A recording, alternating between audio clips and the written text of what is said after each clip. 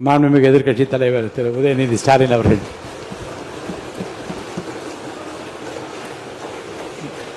மாண்புமிகு பேரவைத் தலைவர் அவர்களே, பெருமை வாய்ந்த இந்த அவையில் ஆளுநர் உரையின் மீது நன்றி தெரிவிக்கின்ற தீர்மானத்தில் பேசுகின்ற வாய்ப்பை தந்த பேரவைத் தலைவருக்கு முதலினுடைய நன்றியை தெரிவிச்சுக்கிறேன். அதுமாதிரி நம்முடைய மாண்பு முதலமைச்சர் அவர்களுக்கு திராவிட முன்னேற்ற கழகத்துடைய சட்டமன்ற உறுப்பினர்கள் அனைவரின் சார்பாகவும் எங்களுடைய பிறந்தநாள் வாழ்த்துக்களையும் நான் தெரிவிச்சுக்கிறேன்.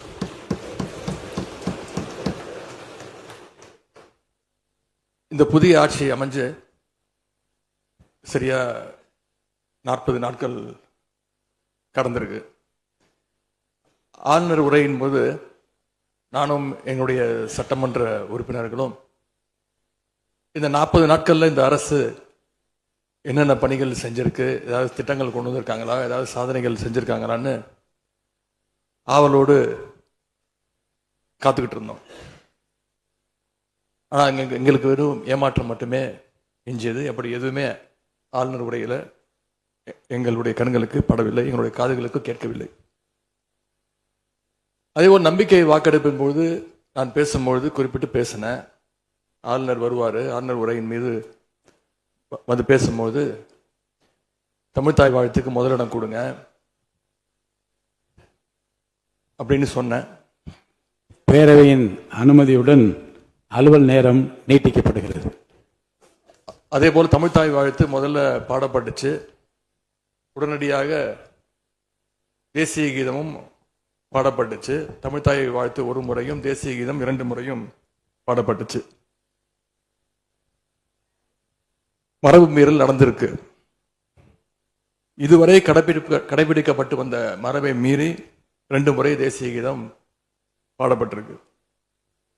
இதே கோரிக்கையை இதற்கு முன்பு இருந்த ஆளுநர் எங்களுடைய ஆட்சி காலத்திலையும் வச்சிருந்தார்.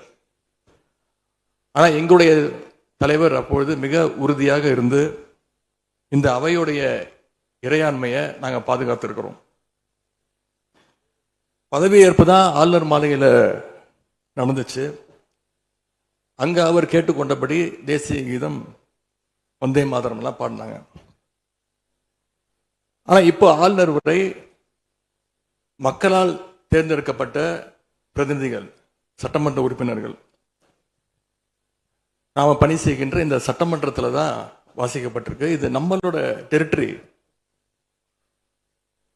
இந்த நம்மளுடைய டெரிட்டரியை ஏன் ஆளுநர்கிட்ட கொடுக்கிற அளவுக்கு இங்க என்ன காம்ப்ரமைஸ் நடந்துச்சு அப்படின்னு மக்கள் கேட்க ஆரம்பிச்சிருக்காங்க. மாண்பு உறுப்பினர்,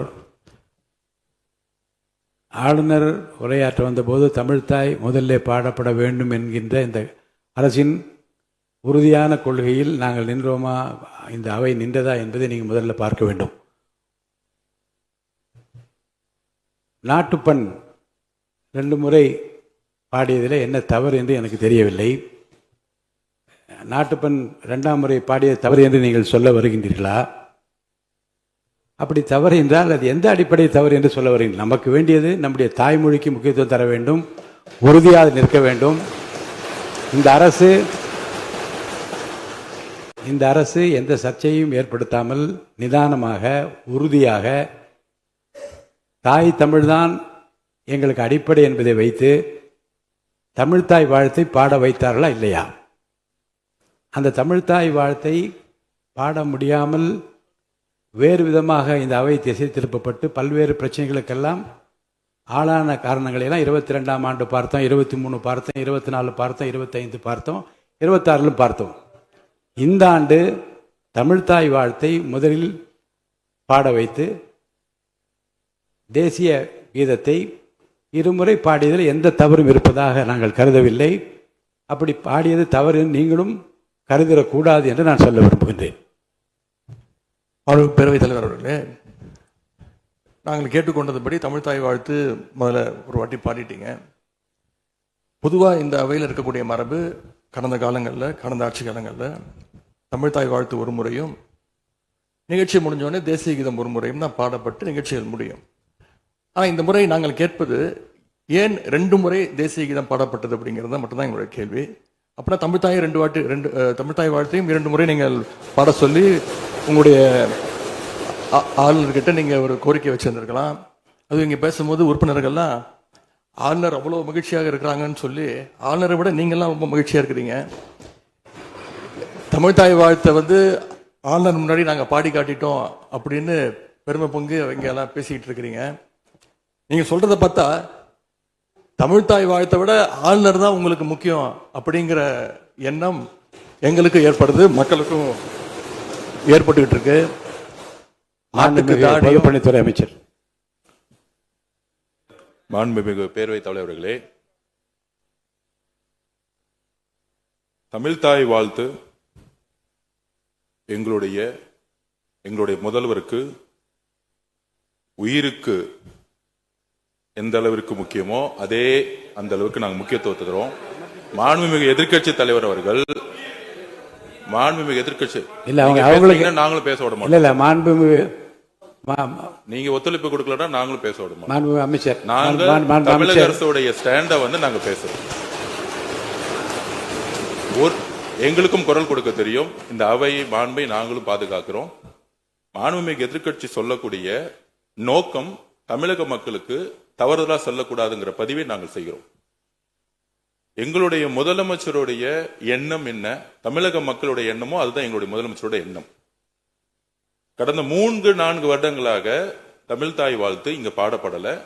ஆளுநரை எதிர்த்தீர்கள், வெளிநடப்பு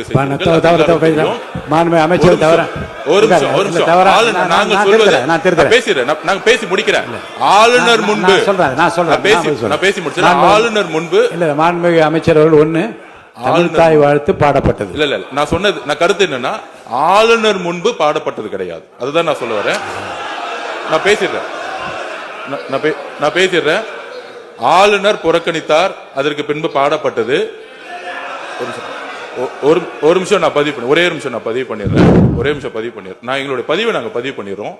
அதுல சொன்ன வார்த்தைகள் எங்களுக்கு கஷ்டமா இருந்துச்சு. காம்ப்ரமைஸ்ங்கிற வார்த்தை எங்களுக்கு கடினமா இருந்துச்சு. நாங்க திருப்பியும் நாங்க பதிவு பண்ணிக்கிறோம். எந்த விதமான காம்ப்ரமைஸும் கிடையாது. தமிழ்த்தாய் வாழ்த்தை முதலில் பாடப்பட்டது எங்களுடைய முதலமைச்சருடைய வெற்றி, தமிழக மக்களுடைய வெற்றிங்கிறத நாங்க பதிவு பண்ணி எந்த காம்ப்ரமைஸும் இங்க நடக்கல. அதை நாங்க பதிவு பண்ணுறோம். உறுப்பினர் பேரவைத் தலைவர்களே, நாங்க மீண்டும் அதான் கேட்கிறோம். தமிழ்த்தாய் வாழ்த்து ஒரு முறை பாடிட்டீங்க, அதுக்கு வாழ்த்துக்கள். ஏன் தேசிய கீதம் 2 முறை பாடப்பட்டுச்சு? அப்போ ஆளுநர்கிட்ட நீங்க கோரிக்கை வச்சிருக்கனால நீங்க தேசிய கீதம் 2 முறை பாட பண்ணணும்னா நாங்க தமிழ்த்தாய் வாழ்த்து 2 முறை இல்லை 3 முறை நாங்க போடுவோம்னு சொல்லி அதை நீங்க செஞ்சு காட்டிருக்கணும். அதுதான் நான் கேட்கிறேன். உங்களுக்கு இப்போ ஆளுநர் முக்கியமா, தமிழ்த்தாய் வாழ்த்து முக்கியமா அப்படிங்கறத நான் இந்த அரசுகிட்ட நான் கேட்க விரும்புறேன். ஆட்டுக்கு தாடியும் நாட்டுக்கு ஆளுநரும் தேவையில்லைன்னு சொன்னவர் பேரறிஞர் அண்ணா அவர்கள்.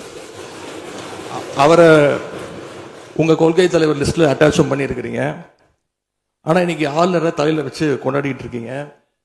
நான் கேட்க விரும்புவது, நீங்க எல்லாம் சேர்ந்து மாண்புமிகு எதிர்க்கட்சி தலைவர் அவர்களுக்கு ஒன்று சொல்றேன். ஆளுநருக்குரிய மரியாதை மட்டும்தான் தரப்பட்டது. யாரையும் தலையில வைத்து கொண்டாட வேண்டிய அவசியம் இந்த அரசுக்கு இல்லை. இந்த அவையை பொறுத்த வரைக்கும்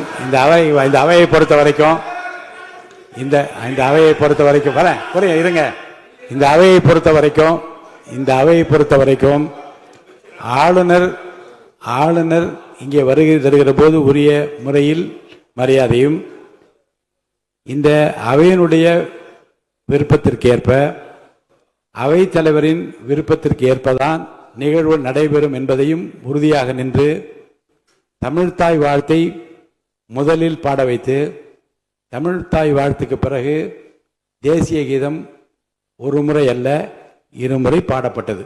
அதில் எந்த விதமான தவறும் கிடையாது. அதில் உள்நோக்கு கற்பிப்பது தவறு என்று நான் கூறுகின்றேன்.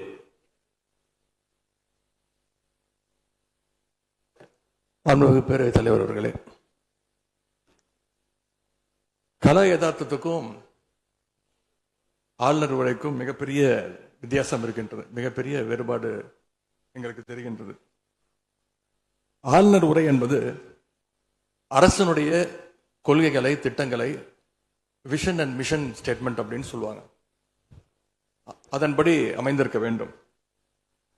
ஆனா இந்த அரசனுடைய ஆளுநர் உரையில இருக்கக்கூடிய அனைத்து கண்டென்ட்டுமே ஆளுங்கட்சியினர் சோஷியல் மீடியாவில் ரீல்ஸ் போடுறதுக்கு உதவுமே தவிர ரியல் பிரச்சனைகளுக்கு கை கொடுப்பதாக உதவுவதாக எந்த சொல்யூஷனையும் தருவதாக எங்களுக்கு தெரியவில்லை.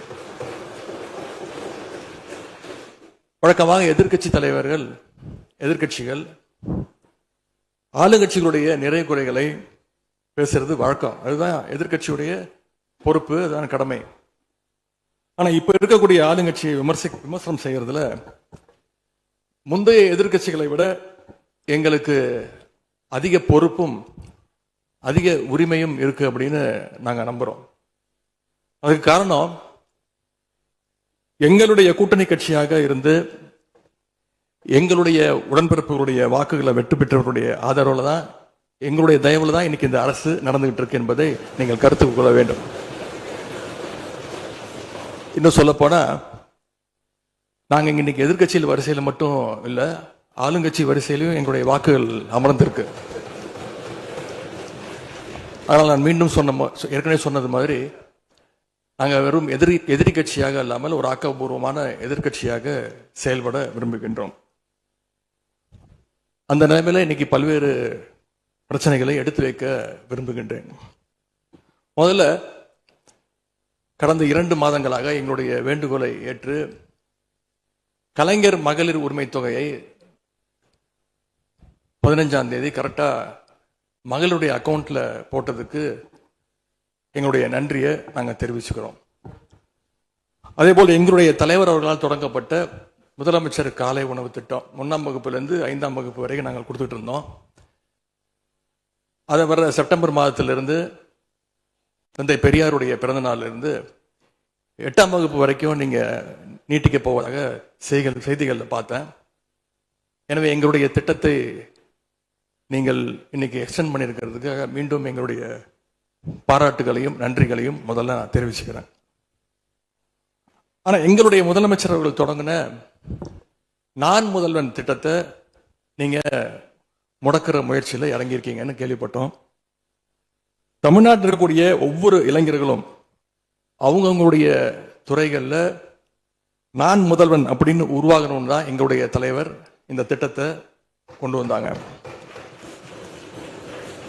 இந்த நான் முதல்வன் திட்டத்தில் மட்டும் பார்த்தீங்கன்னா கடந்த 4 வருடங்கள்ல 41 லட்சம் மாணவர்கள் இதில் டைரக்டா பெனிஃபிட் அடைஞ்சிருக்கிறாங்க. நான் முதல்வன் திட்டத்தின் மூலம் பள்ளிக்கூடம் செல்கின்ற மாணவர்களுக்கு அடுத்து அவங்களுடைய ஹையர் ஸ்டடீஸ் என்ன, எப்படி படிக்கணும், எந்த கோர்ஸ் எடுக்கணும் அப்படின்னு அவங்களுக்கு கைடன்ஸ் கொடுத்துருக்குறோம். அதே மாதிரி உயர்கல்வி படிக்கின்ற மாணவர்களுக்கு எங்க போய் வேலைக்கு சேரணும், அவங்களுடைய எம்ப்ளாய்மெண்ட் ஸ்டெபிலிட்டியை நாங்கள் ஸ்ட்ரென்த் பண்ணியிருக்கோம். முக்கியமா நான் முதல்வன் திட்டத்தின் மூலமா யூபிஎஸ்சி மாதிரியான சிவில் சர்வீசஸ் தேர்வுக்கு தயாரிக்கின்ற மாணவர்களுக்கு ஹாஸ்டல் வசதியோட பயிற்சியும் வழங்கப்பட்டிருக்கு.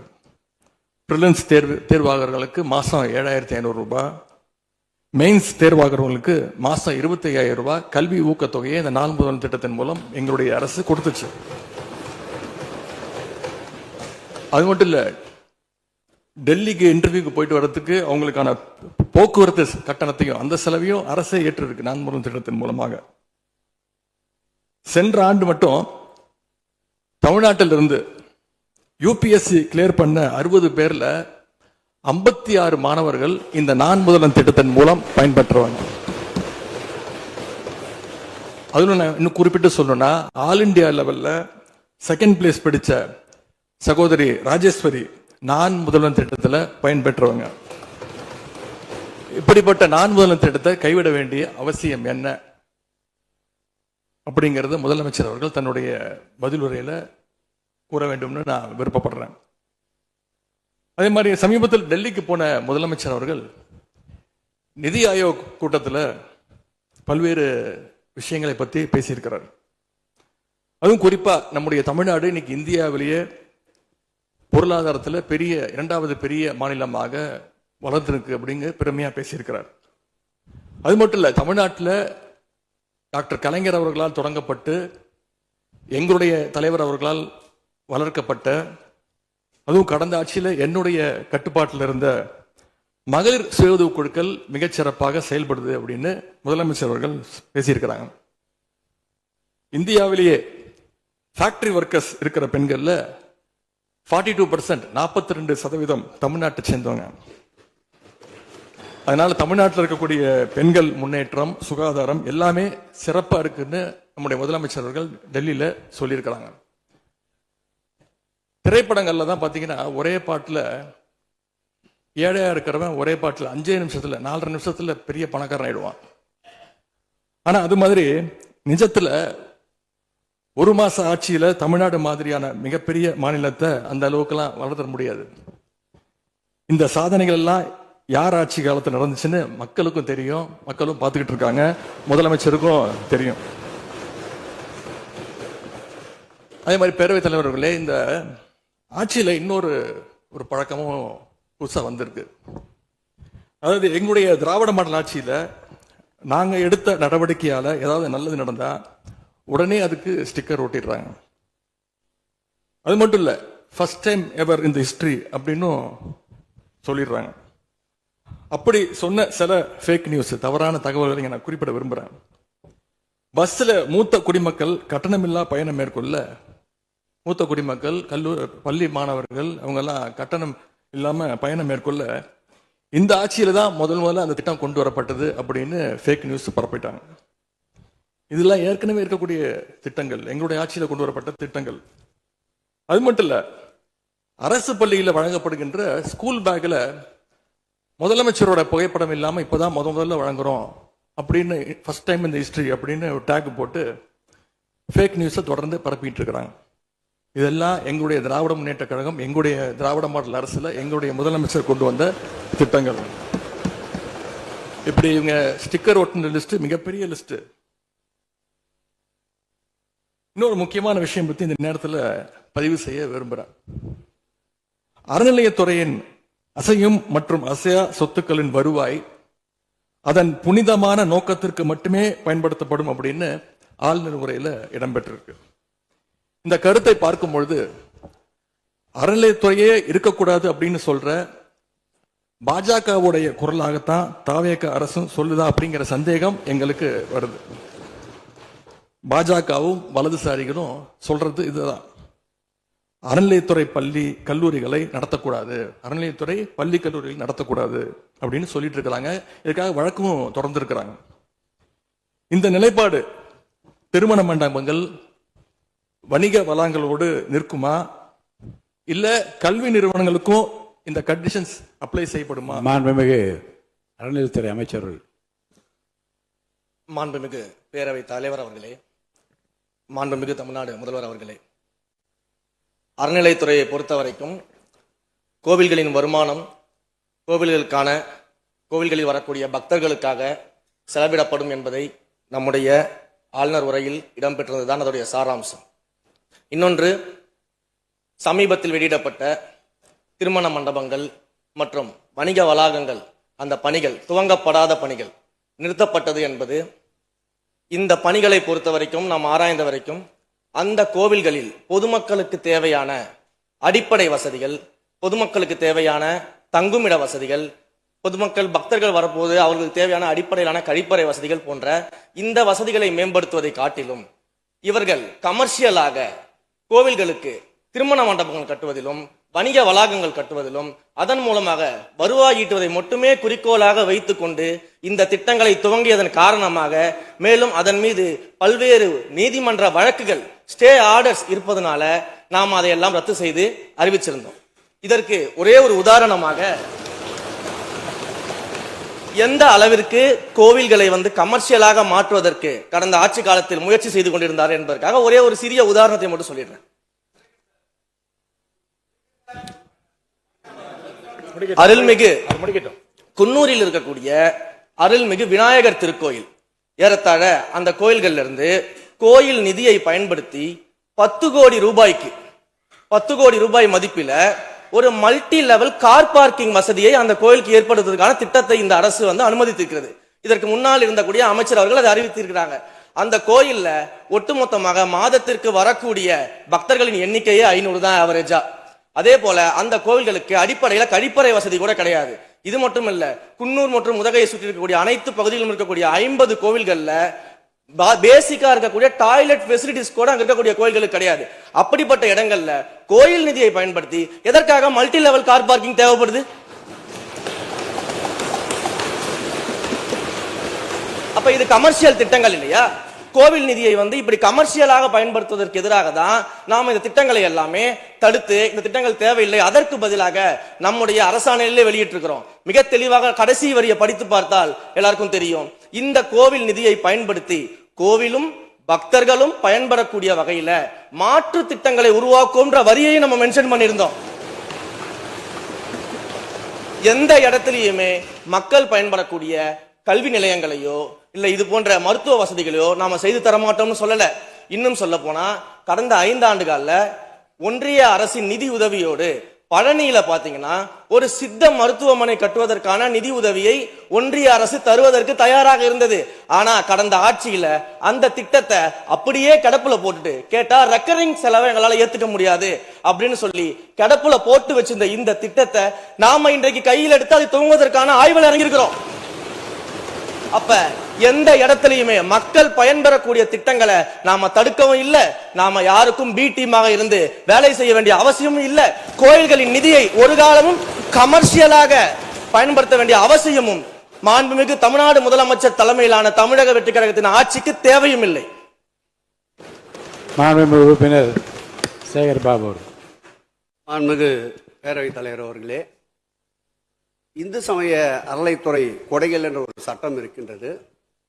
அந்த சட்டத்தில் விதி 69 என்ற குறிப்பிடப்பட்டிருக்கின்ற அந்த பணிகள் சட்ட விதிகளுக்கு உட்பட்டு சட்டத்தின் 36 பிரிவிலிருந்து தான் இந்த பணிகள் மேற்கொள்ளப்பட்டன.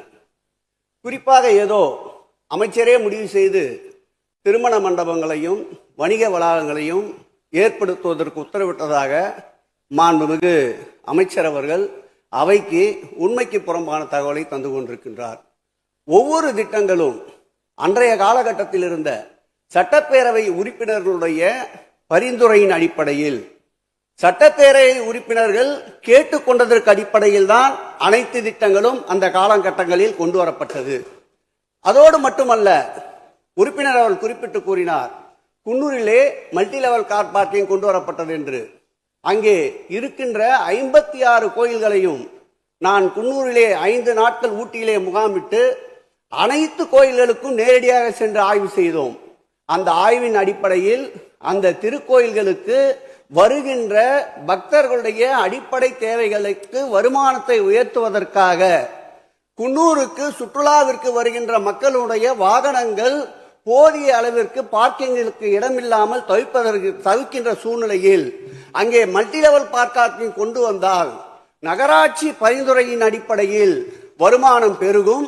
அந்த வருமானம் திருக்கோயில்களுடைய மேம்படுத்துகின்ற பணிகளுக்கு உதவும் என்பதற்காகத்தான் அந்த பணிகளை மேற்கொண்டோம் என்பதை மாண்புமிகு அமைச்சர் அவர்களுக்கு இப்பொழுது யார் அறிவுறுத்தி, ஒரு நிமிஷம், யார் அறிவுறுத்தி இந்த அரசாணையை வெளியிட்டிருக்கின்றாரோ அவர்தான் அப்பொழுது ஆணையாளராக இருந்தபோது இதே அறிவுறுத்தலின் பேரில் அரசாணையை வெளியிட்டிருக்கிறார் என்பதை பேரவைத் தலைவருக்கு, பேரவைத் தலைவர் வாயிலாக அமைச்சருக்கு தெரிவித்துக் கொள்கிறேன். மேலும் அவர் கூறுவதற்கு எனக்கு பாயிண்ட் ஆஃப் ஆர்டர்ல பதில் கூறுவதற்கு அனுமதிக்க வேண்டும். மாண்புமிகு பேரவைத் தலைவர் அவர்களே, குன்னூரில் இருக்கக்கூடிய அந்த விநாயகர் கோயிலுக்கு சொந்தமான இடத்துல மல்டி லெவல் கார் பார்க்கிங் அமைப்பதற்கு ஏற்கனவே அங்க இருக்கக்கூடிய நகராட்சி நிர்வாகம் ப்ரப்போசல் வழங்கிய போது அந்த நகராட்சி நிர்வாகத்திடம் நம்முடைய நிலத்தை குத்தகைக்கு கொடுத்து அதன் மூலமாக இருக்கக்கூடிய வருவாயை வைத்துக் கொண்டு நாம் முடிந்த வரையில் நம்முடைய கோயில்களுக்கு தேவையான அடிப்படை வசதிகளை நாம் செய்து கொடுக்கலாம். ஆனால் கோயில் நிதியவே 10 கோடி எடுத்து அங்க மல்டி லெவல் கார் பார்க்கிங் எந்த விதமான பொதுமக்களும் பக்தர்களும் கேட்கல. பக்தர்களும் பொதுமக்களும் கேட்பதெல்லாம் கோயிலுக்கு உள்ளே சென்று மனநிறைவோடு தரிசனம் செய்துவிட்டு வெளியே வரும்பொழுது அவர்களுக்கு தேவையான அடிப்படை வசதிகளை தான் பக்தர்கள் கேட்டுக் கொண்டிருக்கிறார்கள். அதை செய்தாலே போதுமானது. மாண்புமிகு எதிர்க்கட்சி தலைவர் பேசுகிறீங்க. மாண்புமிகு போதுங்க, நீங்க சொன்னீங்க விளக்கம் சொல்லி திருப்பி இதை நான் அனுமதிக்க முடியாது. மாண்புமிகு எதிர்க்கட்சி தலைவர் பேசுங்க. வேண்டாம், போதும், நீங்க பதில் சொல்லிட்டீங்க. பாருங்க, மல்டி லெவல் கார் பார்க்கிங் தேவைன்னு அவர் இல்லைன்னு சொன்னாரு, ஏன் போட்ட நீங்க சொல்லிட்டீங்க, அதோட விவாதம் முடிந்தது. மாண்புமிகு எதிர்க்கட்சி தலைவர் பேசுங்க. நீங்க திரும்ப எதுக்கு பாயிண்ட் ஆஃப் ஆர்டர்? இனிமே எதிர்க்கட்சி தலைவர் பேசி முடிக்கிற வரைக்கும் குறுக்கீடுகள் அவசியம் இருந்தால் அனுமதிப்பேன், இல்லை அனுமதிக்க முடியாது. எதிர்க்கட்சி தலைவர் பேசலாம். ஒரு குற்றச்சாட்டு இல்ல, அவர் விளக்கம் தான் சொன்னார். என்ன குற்றச்சாட்டு சொன்னாரு? அவர் விளக்கம் சொல்லிட்டாரு. மாண்பு எதிர்க்கட்சி தலைவர் நீங்க பேசலாம். இனி மாண்பு எதிர்க்கட்சி தலைவர் பேசி முடிக்கிற வரைக்கும் எந்த குறுக்கீடுகளுக்கும் நான் அனுமதிக்க முடியாது. அவசியம் ஏற்பட்டால் விதிகள் உட்பட்டு அனுமதிக்க வேண்டிய உரிமை எனக்கு இருக்கிறது. இப்போது மாண்பு எதிர்க்கட்சி தலைவர் பேசலாம். சொல்லிட்டீங்க, நீங்க பதில் பாருங்க. அவர் சொன்ன உடனே நீங்க பதில் சொல்லிவிட்டீர்கள். குற்றச்சாட்டு அல்ல, விளக்கம் சொன்னார் அவரு. 10 கோடி ரூபாய்க்கு இந்த இடத்துல 10 கோடி ரூபாய்க்கு கோயில் படத்தை எடுத்து ஏன் பயன்படுத்தினீங்க, அது வேற எதுக்கு பக்தர்களுக்கு பயன்படு விளக்கம் சொன்னார். அவ்வளவுதான். குற்றச்சாட்டு எப்படி வராது? உங்க மேல குற்றச்சாட்டு வைக்கலையே, தவறா பயன்படுத்தினீங்க, அதுல தவறு நடந்து அவர் சொல்லலையே. அதை குற்றச்சாட்டாக எடுத்துக்கொள்ள முடியாது, விளக்கமாகத்தான் எடுத்துக்கொள்ள முடியும். மாண்புமிகு எதிர்க்கட்சி தலைவர் அவர்கள் பேசலாம்.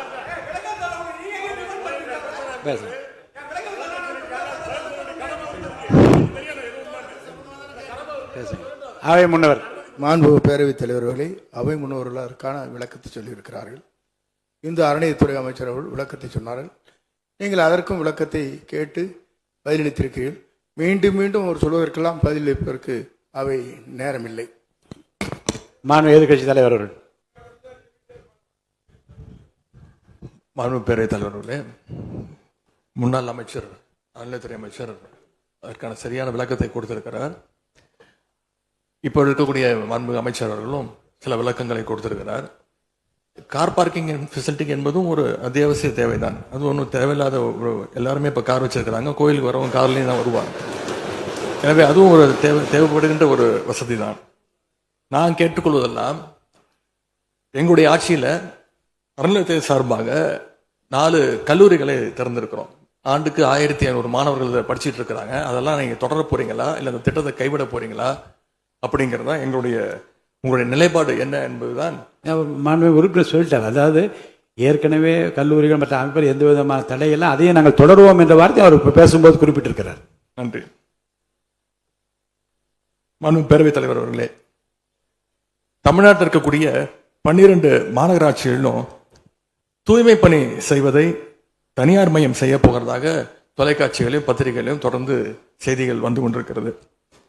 கடந்த காலத்துல போராடிய தூய்மை பணியாளர்கள்லாம் நேரில் சந்திச்சிருக்கார் இன்றைய முதலமைச்சர் அவர்கள். ஆட்சிக்கு வந்ததும் தூய்மை பணியாளர்கள்லாம் பணி நிரந்தரம் செய்வோம் அப்படின்னு அப்போ வாக்குறுதியும் கொடுத்திருக்கிறாரு. ஆனா இன்னைக்கு சொன்னதுக்கு நேர் எதிராக தனியார் மயம் அப்படின்னு செய்திகள் வந்து கொண்டிருக்கிறது. இதற்கும் முதலமைச்சர் அவர்கள் அவருடைய பதில் உரையில விளக்கத்தை தர வேண்டும் என்று கேட்டுக்கொள்கின்றேன். மாண்பு பேரவைத் தலைவர் அவர்களே, சும்மா சொல்லக்கூடாது. நம்முடைய முதலமைச்சர் அவர்கள் ஆட்சிக்கு வந்த ஒரே மாசத்துல தமிழ்நாட்டிலேயே தன்னுடைய பெரம்பூர் தொகுதியை நம்பர் 1 தொகுதியாக மாத்தி காட்டிட்டார். எதுல நம்பர் 1 பாத்தீங்கன்னா, இன்னைக்கு தமிழ்நாட்டிலேயே மின்வெட்டுல நம்பர் 1 தொகுதி பெரம்பூர் தொகுதி தான்.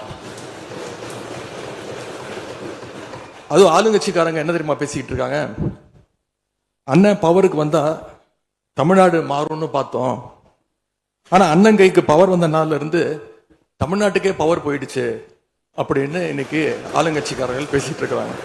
மாண்புமிகு மின்துறை அமைச்சர். மாண்புமிகு பேரவைத் தலைவர் அவர்களே, மாண்புமிகு முதல்வர் அவர்களே, மாண்புமிகு எதிர்க்கட்சி தலைவர் சொல்றப்ப தமிழ்நாட்டுக்கு ஏதோ மின்வெட்டு இருக்குன்னு சொல்லியிருந்தாரு. நாங்கள் ஒவ்வொரு நாளும் தமிழ்நாட்டில் எங்கெங்க எதனால மின்வெட்டு விழுதுன்னு நம்ம பப்ளிஷ் பண்ணிட்டே வரோம், டேஷ்போர்ட் பப்ளிஷ் பண்ணிட்டே வரோம். அதுல எதனால என்ன காரணம்னு சொல்லிட்டே வரோம். இந்த துறை ஏன் இப்படி இருக்குன்னு நாங்க ஏற்கனவே தெளிவா சொல்லிடுறோம்.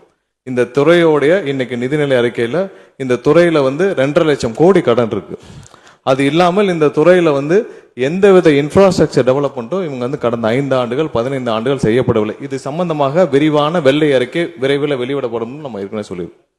அது இல்லாமல் இந்த துறைக்கு கடந்த 5 ஆண்டுகளாக எவ்வளவு பேர் ஆள் எடுத்தார்கள் என்று, எவ்வளவு பேர் வேலைக்கு ஆள் எடுக்கப்பட்டது என்பதையும் நாங்கள் இன்னும் ஒரு சில நாட்கள்ல இதற்கான விளக்கமாக வெள்ளை அறிக்கையை நாங்கள் கண்டிப்பாக வெளியிடுவோம்.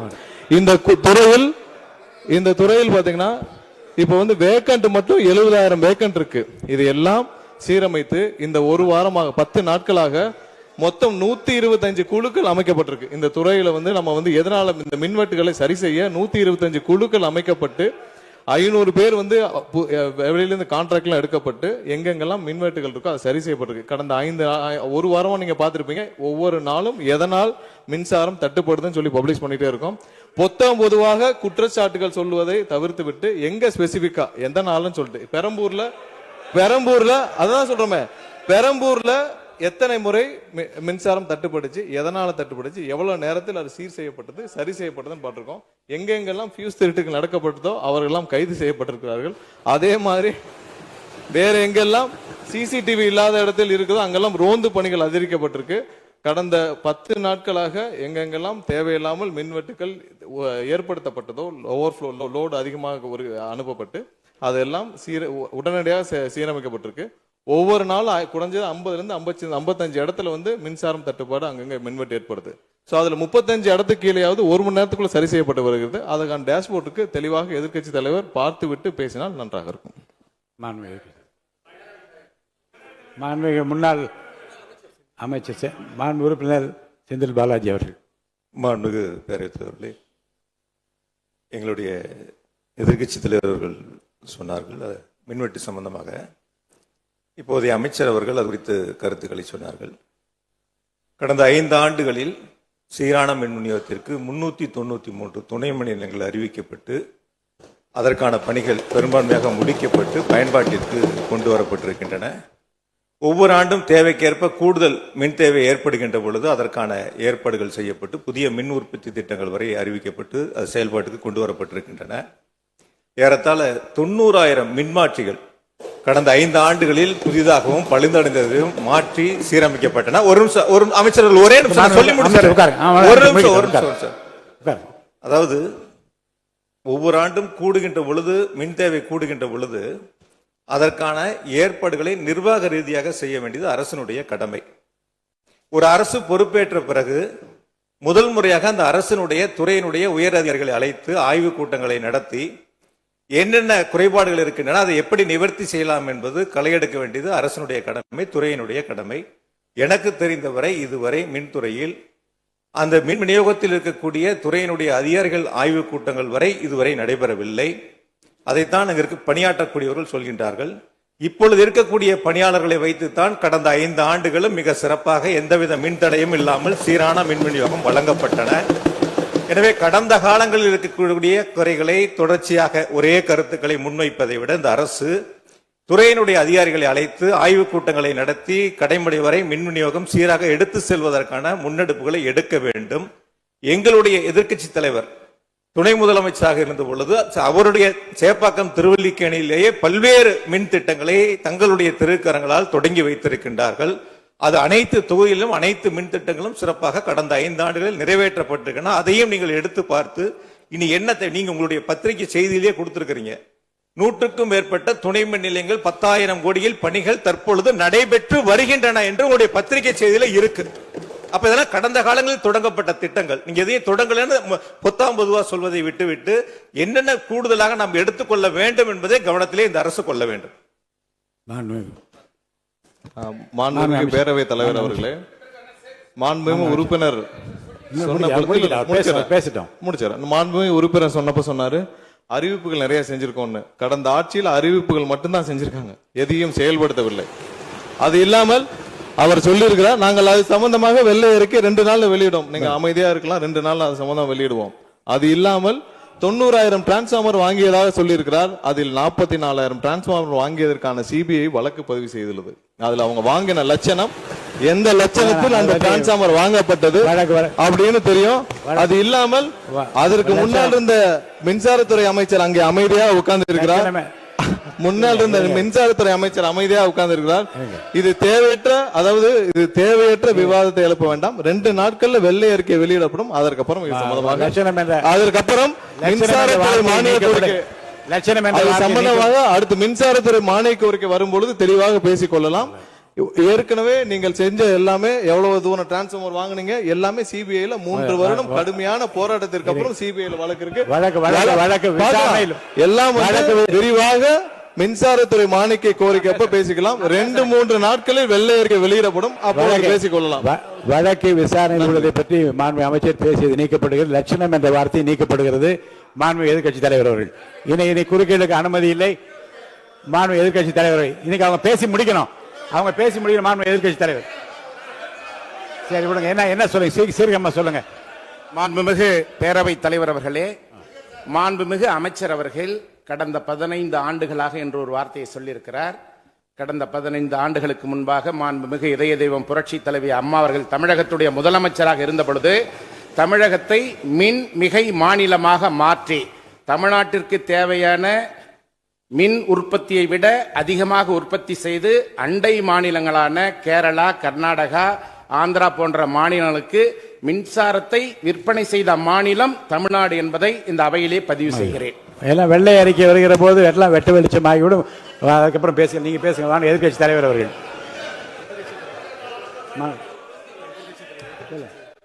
மாண்பு உறுப்பினர். மாண்பு பேரவைத் தலைவர்களே, மாண்புமிகு மின்துறை அமைச்சர் ஊடகங்களை நல்ல சிறப்பாக கையாளுறவர். கொஞ்ச நாள் அமைதியாக இருக்காருன்னு பார்த்தா இன்னைக்கு இங்கேயும் அந்த முயற்சி எடுத்திருக்கிறாரு. எத்தனை கோடி கடன் இருக்கிறது இன்னைக்கு நேற்று இல்லை. இது சேவைத்துறை, போக்குவரத்துறை, மின்துறை, இதெல்லாம் சேவைத்துறை. லாப நட்டம் பார்க்குற விஷயம் இல்லை. கடன் இருந்தாலும் பொதுமக்களுக்கு மின்சாரம் சென்று சேர்கிறதுங்கிறது முக்கியமான பிரச்சனை. கடந்த 5 ஆண்டுகளில் இந்த பிரச்சனை இல்லாமல் இதே கடனோடு இதே ஊழியர் பற்றாக்குறையோடு தான் செயல்படுத்தினோம். ஊழியர் பற்றாக்குறையை எப்படி சரி செய்வதுங்கிற பிரச்சனை எங்களுடைய ஆட்சி அமைந்த பொழுது கொரோனா உச்சத்தில் இருந்தது, பொருளாதார நெருக்கடி இருந்தது. அதையெல்லாம் படிப்படியாக சீரமைத்து அப்பொழுதுதான் நம்முடைய முன்னாள் மின்துறை அமைச்சர் சகோதரர் செந்தில் பாலாஜி அவர்கள் சொன்னது போல 95,000க்கு மேற்பட்ட டிரான்ஸ்ஃபார்மர்ஸ் அங்கங்க நிறுவியிருக்கோம். அது எல்லாமும் போட்டோ எடுத்து அவர் எல்லாத்தையுமே ரெக்கார்ட் பண்ணி வச்சிருக்காரு. வேணா உங்களுக்கு அதெல்லாம் கொடுக்குறோம். சட்டமன்றத்திலும் எல்லோருக்கும் வழங்கப்பட்டது. அதே போல பெரம்பூர் தொகுதிக்கு பக்கத்து தொகுதியான எங்களுடைய தலைவர் தளபதி அவருடைய தொகுதியான குளத்தூர் தொகுதியில் 220 kVA புதிய மின் நிலையம் துவக்கி வைக்கப்பட்டு அந்த பகுதி எல்லா பகுதிக்கும் சேர்த்து தான் சரி செய்வதற்கான வாய்ப்பு வழங்கப்பட்டிருக்கிறது. போய் நீங்க கொஞ்சம் ஆய்வு பண்ணுங்க. அடுத்தது ஃபியூஸ் கேரியர் திருடு போனதை சொன்னார். ஒரு சிறப்பான காட்சியை வெளியிட்டார். பகல் நேரத்தில் சிறப்பான வெயிலில் ஃபியூஸ் கேரியர் திருடப்படுகிறது. அப்போ திருடு போனது ராத்திரிக்கு தான் கரண்ட் ஆஃப் ஆகுது. எங்கேயோ சர்க்கியூட்டை கரெக்ட் பண்ணி வச்சு அதில் டைமர் வச்சிருப்பாங்க பிறகு. இங்கே பிடுங்கன்னா ராத்திரி 7 மணிக்கு மேலே தான் அங்கே கரண்ட் ஆகிற மாதிரி டைமர் வச்சு ஃபியூஸ் கேரியர்லாம் புதுசாக வந்திருக்குதாங்கிறது எங்களுக்கே சந்தேகமாக இருக்கு. பேரவைத் தலைவர் அவர்களே கொஞ்சம் இருங்க. ஒரு புகார் சொல்லுகிற போது இந்த ஃபியூஸ் கேரியர் முன்னவர் மாண்பு பேரவைத் தலைவர் அவர்களே, முன்னாள் மின்துறை அமைச்சர் விளக்கத்தை சொன்னார். அதையே நீங்கள் கோடிட்டு நீங்களும் பல்வேறு விளக்கங்களை சொல்வது இந்த சபையில் உடைய நேரத்தை போக்குவது மட்டுமல்ல, சபைக்கு மீண்டும் உங்களுக்கு பதிலளிக்க வேண்டிய நேரம் இருக்கிறது. எதிர்க்கட்சி தலைவர் அவர்கள் பேச வேண்டிய நேரம் இருக்கிறது. அவை நீங்கள் இந்த நேரத்தை தவிர்த்து நீங்கள் பேசுகிற போது அந்த கருத்துக்களை சொல்லலாம். மாண்பு எதிர்க்கட்சி தலைவர் அவர்கள் நீங்க பேசலாம். முடிச்சிட்டீங்க.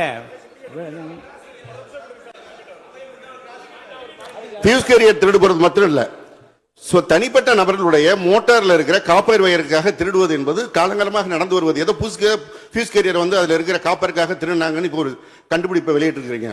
இது தனியாருக்கு நடப்பது, அரசுக்கும் நடப்பது. ஆனால் அந்த ஃபியூஸ் கேரியர் எந்த நேரத்தில் திருடப்பட்டது என்ற காட்சியை நீங்கள் தான் வெளிப்படுத்தினீர்கள். அதற்கும் இதற்கும் சம்பந்தம் இல்லை. எனவே வெளியில பேசுற மாதிரியே சபையில் பேச வேண்டாம் என்பதனை தயவு செய்து கேட்டுக்கொள்கிறேன். நேரத்தை பத்தி அவை முன்னவர் சொன்னீங்க. நம்முடைய அவைத்தலைவர் தான் 50 நிமிஷமா பேசிட்டு இருக்காரு. நாளில் ஒரு பகுதி நேரம் அண்ணன் தான் பேசிட்டு இருக்காரு. அப்படி திருப்பி பேசுங்க. மாண்புமிகு எதிர்க்கட்சி தலைவர் அவர்களே, அவைத்தலைவரை பற்றி சொல்லவே கூடாது, சபையில் இடம்பெறக்கூடாது என்பதை தெரிவித்துக் கொள்கிறேன். எதிர்க்கட்சி தலைவர் அவர்கள். மாண்புமிகு பேரவைத் தலைவர் அவர்களே, நான் கேட்டுக்கொள்வதெல்லாம் நீங்க இந்த மின்வெட்டு பிரச்சனையால தமிழ்நாட்டை இருட்டாக்கி முதலீடுகளை கோட்டை விட்டுறாதீங்கன்னு தான் உங்களை எல்லாம் கேட்டுக்கொள்கின்றேன். அது மாதிரி நம்முடைய மின்சாரத்துறை அமைச்சர் 2 நாட்கள் பொறுமையா இருங்கன்னு சொல்லும்போது எனக்கு அடுத்த 2 நாட்களுக்கு தமிழ்நாட்டில் மின்சாரம் இருக்குமா இல்லையா, இல்லை நாங்கள் எல்லாமே பொறுமையா இருக்கணும்னு அதை சிம்பாலிக்கா சொல்றாரா அப்படிங்கிற சந்தேகம் எனக்கு இருக்கு. இன்னைக்கு எங்க பார்த்தாலும் அறிவிக்கப்படாத ஒரு மின்வெட்டாக இருக்கு. குடும்பங்கள்லாம் குழந்தைங்களை கூப்பிட்டு சாலை மறியலில் ஈடுபட்டு இருக்கிறாங்க. சில நாட்களுக்கு முன்பு எங்களுடைய திராவிட முன்னேற்ற கழகத்தின் சார்பாக ஒரு பொதுக்கூட்டம் அம்பத்தூர்ல ஒரு பொதுக்கூட்டம் ஏற்பாடு பண்ணியிருந்தோம். அங்க வந்து எங்களுடைய முன்னாள் அமைச்சர், இப்போ சட்டமன்ற உறுப்பினர் அண்ணன் தங்கம் தென்னரசு அவர்கள் சிறப்பு பேச்சாளராக போயிருந்தார். அவர் பேச ஆரம்பிச்சோடனே கரண்ட் கட் ஆயிடுச்சு. 30 நிமிஷம் வரைக்கும் காத்திருந்து நான் என்ன பண்ணிட்டோம், பொதுக்கூட்டத்தை அரசுக்கு எதிரான ஒரு ஆர்ப்பாட்டமா மாத்தி, கரண்டே வரல, ஆர்ப்பாட்டமா நடத்தி முடிச்சிட்டோம். அது மட்டும் இல்லை, இன்னைக்கு தமிழ்நாட்டில் பல்வேறு இடங்கள்ல, திருவண்ணாமலையில கிரிவல பாதையில மக்கள் போறப்போ தினசரி பவர் கட் பண்றாங்க. அவங்களுடைய பாதுகாப்பை இன்னைக்கு ஒரு மிகப்பெரிய ஒரு கேள்விக்குறியா ஆக்கி வச்சிருக்கு இந்த அரசு. செங்கல்பட்டு அருகே சூனாம்பேடுல கருப்பாயி அப்படிங்கிற 75 வயது மூதாட்டி, அவங்களுக்கு உடம்பு சரியில்லை, வீட்டில் வெண்டிலேட்டர் சப்போர்ட்ல இருந்தப்போ பவர் கட் ஏற்பட்டு மூச்சு திணறி இறந்து போயிட்டாங்க. பவர் இல்லைன்னு தொகுதி எம்எல்ஏட்ட போய் கேட்கலான்னு பார்த்தா எம்எல்ஏ யாருன்னு மக்களுக்கு தெரியல. நிறைய பேருக்கு இங்க இருக்கக்கூடிய எல்லாம், நான் தவறா சொல்ல, எல்லாமே புதுமுகங்கள். நமக்கே பாரு, இப்போ வெளில பார்க்கும்போது ஒரு எம்எல்ஏவா இல்லையா அப்படின்னு தெரியல, உள்ள வந்தா தான் தெரியுது. முன்னெல்லாம் புயல் மழை நேரத்தில் ஸ்கூலுக்கு லீவ் விடுவாங்க. ஆனா இந்த ஆட்சி அமைஞ்ச பிறகுதான் முதல் முறையா கரண்ட் இல்லைன்னு ஸ்கூல்ஸ்க்கு லீவ் விட ஆரம்பிச்சிருக்காங்க. சென்னை, பெரம்பூர் மற்றும் வியாசர்பாடியில கடந்த ஜூன் 9ஆம் தேதி அன்னைக்கு 4 தனியார் பள்ளிகளுக்கு கரண்ட் இல்லைன்னு லீவ் விட்டாங்க. முன்னாடி மழை வர்றப்பெல்லாம் ஸ்கூல் பசங்க டிவி ஆன் பண்ணி இன்னைக்கு ஸ்கூல் இருக்கா இல்லையான்னு தெரிஞ்சுப்பாங்க. ஆனா இப்பெல்லாம் டிவி ஆன் பண்ண முடியலன்னு தெரிஞ்சுக்கிறாங்க, சரி இன்னைக்கு கரண்ட் இல்லை, இன்னைக்கு ஸ்கூல் லீவ் தான் அப்படின்னு. ஸோ ஒரு மிகப்பெரிய ஒரு அட்வான்ஸ் டெக்னாலஜியை இந்த அரசு உருவாக்கி இருக்கு. எதிர்கட்சியான எங்க பொதுக்கூட்டத்தில் தான் பவர் கட் ஆகுதோன்னு நான் கூட நினைச்சிட்டு இருந்தோம், வருத்தப்பட்டோம். ஆனா அமைச்சரவையில இடம்பெற்றிருக்கக்கூடிய விடுதலை சிறுத்தைகள் கட்சியுடைய தலைவரான அண்ணன் திரு தொல் திருமாவளவன் அவர்களும் பவர் கட்ல பாதிக்கப்பட்டிருக்கிறார். விடுதலை சிறுத்தைகள் கட்சியுடைய தலைமையகத்துக்கு முன்னாள் ஒன்றிய அமைச்சர் முன்னாள் அமைச்சர் அண்ணன் ப சிதம்பரம் அவர்கள் போயிருக்காரு. ஒரு உள்ள போனோடனே கரண்ட் கட் ஆயிடுச்சு. கிட்டத்தட்ட 1 மணி நேரம் 2 பேரும் இருட்டிலே உட்காந்து பேசியிருக்கிறாங்க. கரண்ட் வருமா வராதான்னு, ஏசி ஓடல, வேர்த்து கொட்டி 2 பேரும் பேசிட்டு இருந்திருக்காங்கன்னு அண்ணன் திருமா அவர்களே பதிவு போட்டிருக்கிறார். இந்த ஆட்சியில தமிழ்நாட்டுடைய தலைநகரத்துக்கு இதுதான் நிலைமை. பவர்ல ஷேரிங் கொடுத்த ஆளுங்கட்சியால அவங்க அமைச்சரவையில் இருக்கக்கூடிய கட்சியுடைய அலுவலகத்துக்கு பவர் கொடுக்க முடியாம இன்னைக்கு தடுமாறிட்டு இருக்கிறாங்க. ஏன் இன்னும் சொல்ல போனா 2 நாளைக்கு முன்னாடி ஆளுங்கட்சியோட ஹெட் ஆபீஸ்லயே கரண்ட் கட் ஆயிடுச்சு. அப்போ அங்க வந்தவங்க எல்லாம் ஆளுங்கட்சியா இருந்தோம், பனையூர்லயே பவர் இல்லையேன்னு புலம்பிட்டு போனதாக தகவல் வந்திருக்கு. ஆக மொத்தம் இன்னைக்கு தமிழ்நாடு லிட்டரலா ஒரு இருட்டுல மூழ்கி கிடக்குது. மின்வெட்டால இன்னைக்கு பல நிறுவனங்கள் முடங்கி போயிருக்கு. குறிப்பா எம்எஸ்எம்இன்னு சொல்லப்படுற குறு சிறு நிறுவனங்கள் எல்லாம் என்ன பண்றதுன்னு தெரியாம புலம்பிட்டு இருக்கிறாங்க. ஏற்கனவே மேட்டூர்ல ஜூன் 12ஆம் தேதி நீங்க தண்ணி திறந்து விட்டுருக்கணும், திறந்து விடல. மின்வெட்டால மோட்டார் பம்ப் செட்டு மூலமும் விவசாயம் பண்ண முடியலன்னு விவசாயிகள் இன்னைக்கு போராடிட்டு இருக்கிறாங்க. மின்வெட்டுக்கு ஒவ்வொரு நாளும் ஒவ்வொரு விளக்கத்தை இந்த அரசு சார்பாக கொடுத்துட்டு இருக்கிறீங்க. லோடு அதிகமா இருக்குன்னு சொன்னாங்க. இன்னும் ஒரு படி மேல போய் இன்னைக்கு ஃபியூஸ் கேரியர் எடுத்துட்டு போயிடுறாங்கன்னு சொல்லிட்டு இருக்கிறாங்க. இப்படி சொன்னதும் இந்த ஆட்சிக்கு வெளியில இருந்து ஆதரவு கொடுக்கக்கூடிய மார்க்சிஸ்ட் கம்யூனிஸ்ட் கட்சியை சேர்ந்த எழுத்தாளர் திரு ஆதவன் தீட்சணே அவர்கள் ஒரு பதிவு போட்டிருக்கிறார். என்ன தெரியுமா எழுதியிருக்கிறாரு? கேரியரின் உச்சத்தில் ஆரம்பித்து டிஃபன் கேரியர்ல போய் நின்று இன்னைக்கு ஃபியூஸ் கேரியர்ல முடிந்திருக்கக்கூடிய ஆட்சி அப்படின்னு திரு ஆதவன் தீட்சண்டே எழுத்தாளர், மார்க்சிஸ்ட் கம்யூனிஸ்ட் கட்சி அவர் சேர்ந்தவர் பதிவு போட்டிருக்கிறார். பவர் கட்டுக்கு இவங்க சொல்ற காரணங்கள் எதையுமே மக்கள் ஏத்துக்கலன்னு தெரிஞ்சதும் இவங்களோட வழக்கமான ஒரு ஆயுதத்தை கையில் எடுத்துட்டாங்க. என்ன தெரியுமா அது ஆயுதம்? எல்லாத்துக்கும் திமுக தான் காரணம் அப்படின்னு சொல்றது. இப்ப பவர் கட்டுக்கும் திமுக தான் காரணம்னு சொல்ல ஆரம்பிச்சுட்டாங்க. இப்படி பழி போடுறதுல காட்டுற வேகத்தை பவரை மீண்டும் கொண்டு வரதுல காட்டினா கொஞ்சம் சிறப்பா இருக்கும். எங்க ஆட்சியில ஏற்படாத மின்வெட்டு இந்த ஆட்சியில தொடர்ந்து இவ்வளவு அதிகமாக ஏற்பட என்ன காரணம்? அரசுடைய நிர்வாக திறமையின்மையா, இல்ல உண்மையிலேயே ஏதாவது டெக்னிக்கல் இஷ்யூஸ் இருக்கா? அப்படி ஏதாவது இருந்தா அதை தீர்க்க இந்த அரசுக்கு இன்னும் எத்தனை நாள் தேவைப்படும்?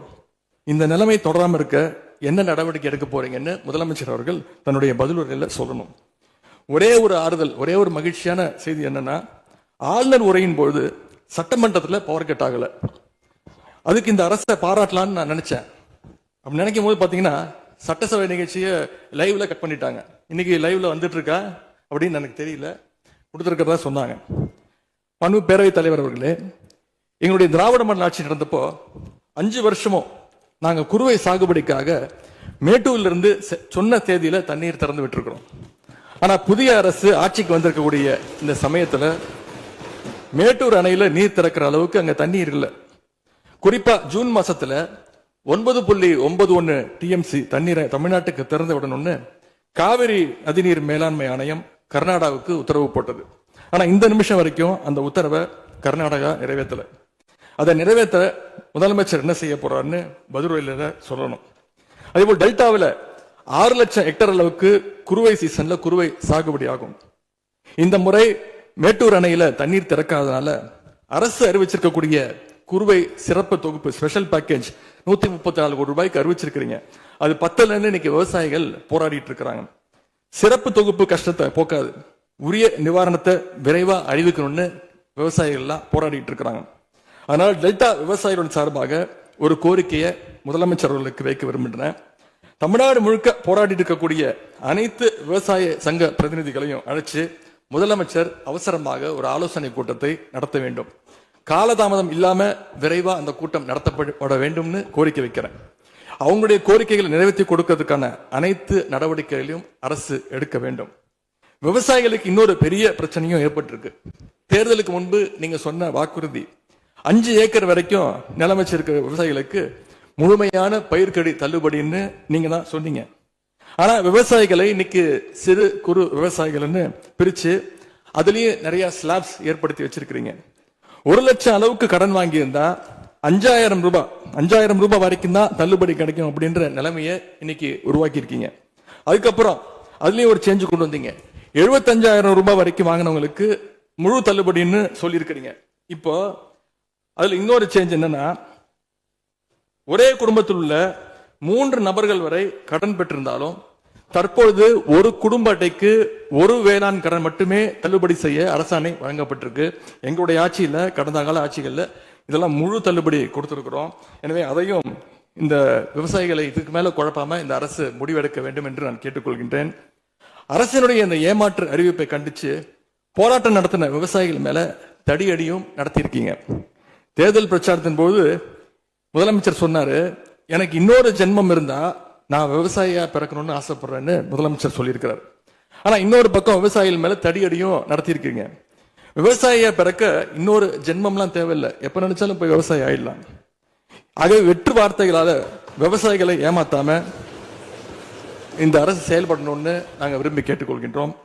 மேட்டூர் அணையை திறக்காது, மேகதாது அணை பிரச்சனை, பயிர்க்கடன் தள்ளுபடியில ஏமாற்றம்னு இந்த 1 மாசத்துல மட்டும் விவசாயிகள் பல சோதனைகளை சந்திச்சிருக்கிறாங்க. இன்னும் பேரவைத் தலைவர் அவர்களே, இன்னொரு முக்கியமான விஷயம், இந்த ஆட்சியில அரசு பள்ளிகள்ல நடக்கிற கூத்தெல்லாம் பார்க்கும்போது ரொம்ப அதிர்ச்சியாக இருக்கின்றது. முன் எப்போதும் இல்லாத வகையில அரசு பள்ளிகளுக்குள்ள சட்டமன்ற உறுப்பினர்கள் போறாங்க. தப்புல போகணும், ஆய்வுகள்லாம் செய்யணும். ஆனா பள்ளி மாணவர்கள் மத்தியில மோசமான கருத்துக்களை கொண்ட பாடல்களை எல்லாம் ஒளிபரப்பி எல்லாரும் டான்ஸ் ஆட சொல்றாங்க. முதலமைச்சரோட போட்டோ மாற்றுறதோ பாடல் போடுறதோ இங்க பிரச்சனை கிடையாது. ஆனா அவங்க என்ன பாட்டை மாணவர்கள் மத்தியில போடுறாங்க அப்படிங்கிறது தான் இங்க இருக்கக்கூடிய பிரச்சனை. மாணவர்களுக்கு தன்னம்பிக்கையும் ஊக்கமும் அளிக்கிற மாதிரியான கருத்தான பாடல்களை போட்டா பரவாயில்ல. ஆனா சினிமா படங்கள்ல வர குத்து பாடல்கள், தவறான அர்த்தம் கொண்ட பாடல்கள் எல்லாம் குழந்தைகள் மத்தியில ஒளிபரப்பி அதை ஏற்கவே முடியாது. எனவே முதலமைச்சர் தலையிட்டு உடனே இதை நிறுத்தணும்னு கேட்டுக்கொள்கின்றேன். அடுத்து மிக முக்கியமான ஒரு பிரச்சனையை இந்த அரசின் கவனத்துக்கு கொண்டு வர விரும்புகிறேன். இன்னைக்கு தமிழ்நாட்டுடைய சட்டம் ஒழுங்கு நிலைமை எப்படி இருக்குன்னு செய்திகளை பார்த்தா அவ்வளவு கொடூரமாக இருக்கிறது. 1 மாசத்துல 200க்கும் மேற்பட்ட பாலியல் குற்றங்கள் நடந்திருக்கு. அதுல 100க்கும் அதிகமான குற்றங்கள் சிறுமிகள் மீதான பாலியல் வன்கொடுமைகள். ஜனநாயக நடைமுறைக்கு எதிராக குழந்தைகளை பயன்படுத்தி பெரியவங்க கிட்ட வாக்கு கேட்டார் என்று இருக்கக்கூடிய முதலமைச்சர். ஆனா அவர் ஆட்சியில குழந்தைகளுக்கும் பாதுகாப்பு இல்ல, பெரியவங்களுக்கும் பாதுகாப்பு இல்லைங்கிற நிலைமை இன்னைக்கு நடந்துகிட்டு இருக்கு. இந்த புதிய அரசு ஆட்சிக்கு வந்த ஒரு சில நாட்கள்லயே கோயம்புத்தூர்ல 10 வயது பெண் குழந்தைய பாலியல் வன்கொடுமை செஞ்சு கொலை பண்ணியிருக்கிறாங்க. முக்கியமா தமிழ்நாட்டையே உலுக்கிய ஒரு கேஸ், கும்மிடிப்பூண்டியில ஒரு 3 வயது குழந்தை பாலியல் வன்கொடுமை செய்யப்பட்டு புதர்ல வீசப்பட்டு அதன் பின்பு அந்த குழந்தை இறந்தும் போயிடுச்சு. இந்த சம்பவத்துக்கு நீதி கேட்டு அங்க இருக்கக்கூடிய மக்கள்லாம் போராட்டத்துல இறங்கிட்டாங்க. கோயம்புத்தூர்லயும் சரி, கும்மிடிப்பூண்டிலையும் சரி, 2 சம்பவத்திலையுமே மரணமடைஞ்ச குழந்தைகளுடைய உடலை பெற்றோர்கிட்ட முறையா கொடுக்காம வேறு இடத்துல காவல்துறை மூலமாகவே அடக்கம் பண்ணியிருக்கிறாங்க. இதையெல்லாம் பார்க்கிறப்போ நாம இன்னைக்கு தமிழ்நாட்டில் தான் இருக்கிறோமா, இல்ல உத்தரப்பிரதேசம், மத்திய பிரதேசம் மாதிரி வடநாட்டில் இருக்கோமான்னு எங்களுக்கு சந்தேகம் வருது. சிங்கப்பெண் படைன்னு ஒரு திட்டத்தை முதலமைச்சர் அவர்கள் தொடங்கினார். அந்த திட்டம் வந்த அடுத்த நாளே காவல்துறையை சேர்ந்த ஒரு பொண்ணுக்கு 3 பேர் பாலியல் தொல்லை கொடுத்திருக்கிறாங்க. சென்னை மற்றும் சுற்றுப்புறங்கள்ல மட்டும் கடந்த ஜூன் 12ஆம் தேதி 24 மணி நேரத்துல 12 பாலியல் வன்கொடுமை கேசஸ் ரிப்போர்ட் ஆயிருக்கு. சிங்கப்பெண் படை குற்றவாளிகளை சேஸ் பண்ணுவாங்கன்னு பார்த்தா அவங்களும் கூட ரீல்ஸ் போட்டு போஸ்ட் பண்ணிட்டு இருக்கிறாங்க. மன்னன் எவ்வழி மக்கள் அவ்வழின்னு சொல்லுவாங்க. அதை சிங்கப்பெண் படை ஃபாலோ பண்ணுதோன்னு மக்களுக்கு சந்தேகம் வந்துருச்சு. இந்த 1 மாசத்துல நடந்த குற்ற சம்பவங்களை எல்லாம் எடுத்து பார்த்தா பெரும்பாலான குற்றவாளிகள் ஆளுங்கட்சியை சேர்ந்தவங்களாவே இருக்கிறாங்க. இவங்க ஆட்சிக்கு வந்து தொகுதியா போய் தொகுதி வாரியா போய் நலத்திட்ட உதவிகள்லாம் செய்வாங்கன்னு பார்த்தா அவங்க கட்சிக்காரங்க தொகுதி வாரியா போய் பாலியல் வன்கொடுமையில ஈடுபட்டு இருக்கிறாங்க. ஆளுங்கட்சியுடைய ஆலந்தூர் பகுதி தயவுசெய்து மொத்த பொதுவாக நீங்க பேசுவது நான் ஏற்றுக்கொள்ள முடியாது. இல்ல அது சும்மா ஆதார் பாருங்க, அங்க வந்து இருங்க மொத்த பொதுவா எல்லாரும் உட்காருங்க பாருங்க, அங்க வந்து பாருங்க, இருங்க உட்காருங்க. இல்ல அங்க இல்லைங்க, அங்க ஒன்று இருங்க, அங்கென்றும் இங்கொன்றுமாக சில நிகழ்வுகள் நடந்திருந்து அதில் ஆளுங்கட்சி இருந்திருந்தால் கூட மாண்பு முதலமைச்சர் நடவடிக்கை எடுத்துட்டு செய்தியில் வந்து கொண்டு தான் இருக்கு. நான் பத்திரிகையில் பார்க்குறேன். அதனால் வந்து குறிப்பிட்டு இந்த இடத்தில் இந்த கட்சிக்காரர் என்று நீங்கள் பெயர் குறிப்பிட்டு பேசினால் அதை ஏற்றுக்கொள்வதை எனக்கு ஆட்சேபனை இல்லை. பொதுவாக பேசுவதை தவிர்க்க வேண்டுகிறேன். அவை குறிப்பிட்டு அது மட்டும் நீக்கப்படுகிறது. ஆளுங்கட்சியுடைய ஆலந்தூர் பகுதி செயலாளர் பேர் குறிப்பிட்டு சொல்றேன். கணவரால் கைவிடப்பட்ட ஒரு பெண்ணுக்கு ஆலந்தூர் பகுதி செயலாளர் கணவரால் கைவிடப்பட்ட ஒரு பெண்ணுக்கு பண உதவி செய்யறேன்னு சொல்லி அவங்க பாலியல் ரீதியா துன்புறுத்த முயற்சி பண்ணியிருக்கிறார். சேலத்துல இன்னொரு பொள்ளாச்சி சம்பவம் மாதிரி ஆளுங்கட்சி ஆதரவாளரான மணிகண்டன் எனும் நபர் 50க்கும் அதிகமான பெண்களை பாலியல் வன்கொடுமைக்கு ஆளாக்கி இருக்கிறார். திருவாரூர்ல ஆளுங்கட்சியுடைய திருத்துறைப்பூண்டி ஒன்றிய செயலாளர் கல்லூரி மாணவியை ஈவ்டீசிங் பண்ணி இப்ப கம்பி எண்ணிட்டு இருக்கிறார். இது எல்லாத்துக்கும் மேல ஒரு கொடுமை, தூத்துக்குடியில ஆளுங்கட்சியை சேர்ந்த ஒரு அப்பாவி பெண்ணை 2 ஆளுங்கட்சி ஆட்கள் கார்ல அழைச்சிட்டு போய் மயக்க மருந்து கொடுத்து கூட்டு பாலியல் வன்கொடுமை கேங் ரேப் பண்ணியிருக்காங்க. இந்த சம்பவத்தை பத்தி பேசின பாதிக்கப்பட்ட பெண் திருவைகுண்டம் சட்டமன்ற உறுப்பினர் திரு சரவணன் சொல்லிதான் அழைத்து செல்லப்பட்டதாக டிவியில பேட்டி கொடுத்திருக்கிறாங்க. எல்லா மேலிடத்துக்கு தெரியும் அப்படின்னு பாதிக்கப்பட்ட பெண் பேட்டி கொடுத்திருக்கிறாங்க. யார் அந்த மேலிடம் அப்படின்னு இன்னைக்கு மக்கள் கேட்க ஆரம்பிச்சிருக்கிறாங்க. தனக்கு நேர்ந்த கொடுமையை ஆளுங்கட்சியினுடைய அமைச்சர்கள் 2ஆம் கட்ட 3ஆம் கட்ட தலைவர்கள் கிட்ட சொன்னதாகவும் பாதிக்கப்பட்ட பெண் இன்னைக்கு சொல்லியிருக்கிறாங்க. ஆனா நடந்தது என்ன? யார் தப்பு பண்ணாலும் நடவடிக்கை எடுக்க தயங்க மாட்டேன்னு சொன்னார் நம்முடைய முதலமைச்சர்.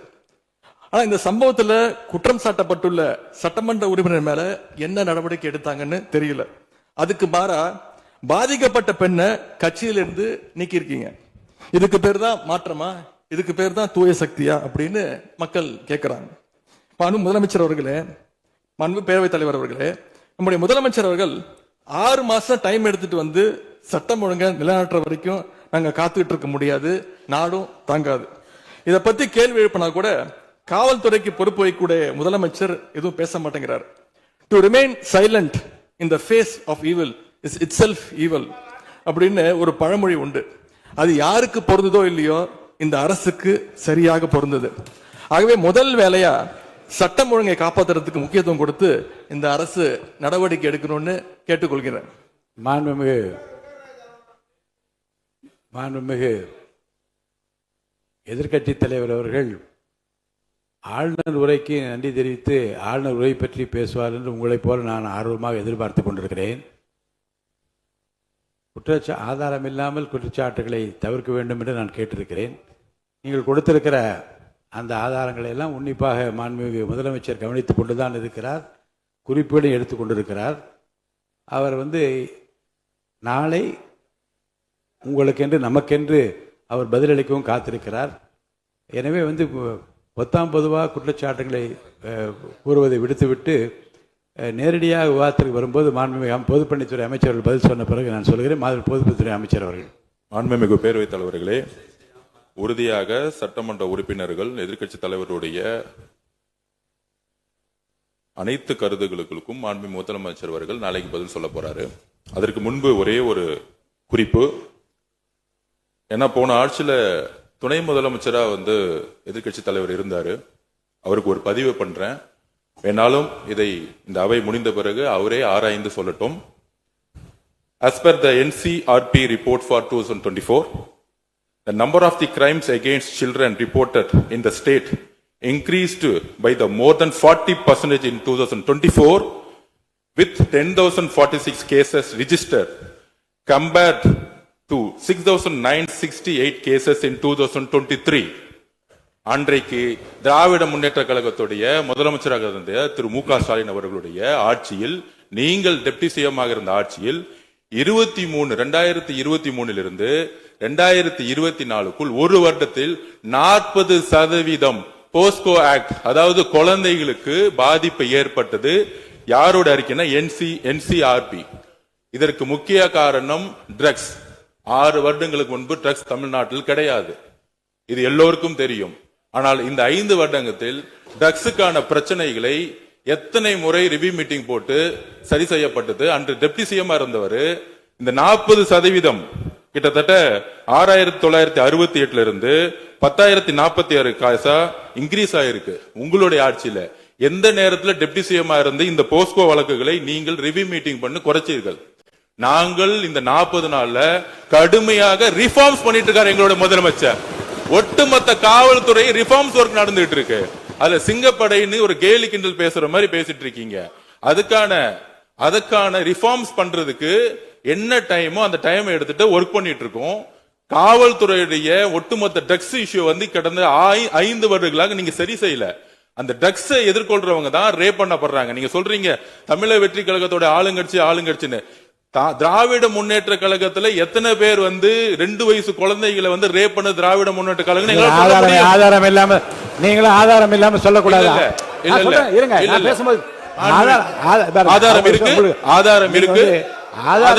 பேரை சொல்லுங்க, ஊரை சொல்லுங்க, எந்த வழக்கு எந்த போலீஸ் ஸ்டேஷன் சொல்லுங்க. நீங்க சொல்லக்கூடாது. பேரவைத் தலைவர்களே, ஆதாரத்தை நாளைக்கே நான் சப்மிட் பண்றேன். நாளைக்கே சப்மிட் பண்றோம். அதாவது நாங்கள் பதிவு பண்ணுவது, நாங்கள் என்ன இல்ல நான் பேசி முடிச்சிடுறேன். நாங்க பேசி முடிச்சிடுறோம். அதுக்கப்புறம் கருத்து சொல்ல. அதாவது ஒரு கட்சியில நான் பேசி முடிச்சிடுறேன். ஒரு கட்சியில கோடான கோடி மெம்பர்ஸ் இருப்பாங்க. 1 கோடி பேர், அவங்க 2 கோடி பேர் சொல்லுவாங்க. நாங்க அது மாதிரி 1 கோடி பேர் 2 கோடி பேர் சொல்லுவோம். அதுல சில பேர் செய்யக்கூடிய தவறுகளை உடனடியாக கவனித்து வரும் பொழுது யார் யாரெல்லாம் தவறு உடனடியாக கைது செய்யப்பட்டிருக்காங்க. இது திமுக அதிமுக மித்த கட்சி பிரச்சனைகள் கிடையாது. எந்த நபர் தவறு செய்தாலும் கட்சியின் அடிப்படையில் எந்த சட்டம் ஒழுங்கு கிடையாது. எங்களுடைய மாண்புமிகு முதலமைச்சருடைய தலைமையில் சட்டம் ஒழுங்கு நேர்மையான முறையில் மாற்றப்பட்டிருக்கு, கட்சிக்கு அப்பாற்பட்டு. இதை நாங்கள் பதிவு செய்கிறோம். அதனால மாண்புமிகு துணை முதலமைச்சர் அவர்கள் எந்த அளவுக்கு போஸ்கோ கேஸும் ட்ரக்ஸோட இஷ்யூஸும் 2021-26 அதிகமாகிறத உங்களுடைய ஆய்வை நீங்கள் மேற்கொள்ளுங்கள், எழுதி வைத்துக் கொள்ளுங்கள். 6 மாதத்துக்குள் சட்டம் ஒழுங்கு இந்தியாவில் எந்த அளவிற்கு ஒரு உதாரணமாக இருக்குமோ பெண் பாதுகாப்புக்கும் குழந்தைகள் பாதுகாப்புக்கும் ஒரு நேர்மையான ஆட்சியை எங்கள் தலைவர் கொடுப்பாருங்க நாங்கள் பதிவு பண்றோம். மாண்புமிகு எதிர்க்கட்சி தலைவர் அவர்கள் சொல்லிட்டேங்க. சொல்லியாச்சு, ஏற்கனவே சொல்லியாச்சு. பேரவைத் தலைவர்களே, ரிஃபார்ம் பண்ணிட்டு இருக்கீங்கன்னு சொல்றீங்க, பண்ணுங்க. தூத்துக்குடியில் என்ன ஆக்ஷன் எடுத்திருக்கீங்க அதை மட்டும் தெரிஞ்சுக்க விரும்புகிறேன். தூத்துக்குடியில் இப்போ ஒரு இன்சிடென்ட் சொன்னல உங்களுடைய சட்டமன்ற உறுப்பினர், அதுக்கு மட்டும் கொஞ்சம் விளக்கம் கொடுத்தீங்கன்னா நல்லா இருக்கும். அதேபோல தமிழ்நாட்டுக்கு வர வேண்டிய மிகப்பெரிய தொழில் முதலீடுகள் எல்லாம் இன்னைக்கு பக்கத்து மாநிலங்களுக்கு போகிறதாக பத்திரிகையிலையும் மேகசின்ஸ்லையும் தொடர்ந்து செய்திகள் வந்துகிட்டு இருக்கு. தொழில்துறை கைடன்ஸ் தமிழ்நாடு அமைப்புகளில் முந்தைய ஆட்சியில் இருந்தக்கூடிய அதிகாரிகளை திடீர்னு மாத்தினதும் ஒரு தவறான முடிவுன்னு நாங்கள் கருதுறோம். இதனால தமிழ்நாடு பாதிக்கப்பட்டிருக்கு அப்படின்னு பத்திரிகைகளை தொடர்ந்து அறிக்கைகள்லாம் வந்துகிட்டு இருக்கு. இதற்கு இடையில ஆளுநர் உரையில தலைமைச் செயலாளர் தலைமையில தமிழ்நாடு இன்வெஸ்டர் ப்ரமோஷன் கமிஷன் என்ற பேர்ல ஒரு புது அமைப்பு உருவாக்கப்படும்னு அதில் தெரிவிச்சிருக்கிறீங்க. அப்படின்னா இப்ப சிறப்பா செயல்பட்டு வருகின்ற கைடன்ஸ் தமிழ்நாடு அமைப்பு என்னவாகும் அப்படின்னு முதலமைச்சருடைய பதிலுரையில சொல்லணும்னு நாங்க விரும்புறோம். அன்பு பேரவைத் தலைவர் அவர்களே, இந்த அரசின் முன்னாடி இவ்வளவு பிரச்சனைகள் இருக்கு, ஏகப்பட்ட பிரச்சனைகள் இருக்கு. இதையெல்லாம் தீர்க்க முயற்சி பண்ணாம அடுத்த கட்சி ஆட்களை இழுக்கிற வேலையை தான் நீங்க எல்லாம் முழுவீச்சில் செஞ்சுக்கிட்டு இருக்கீங்க.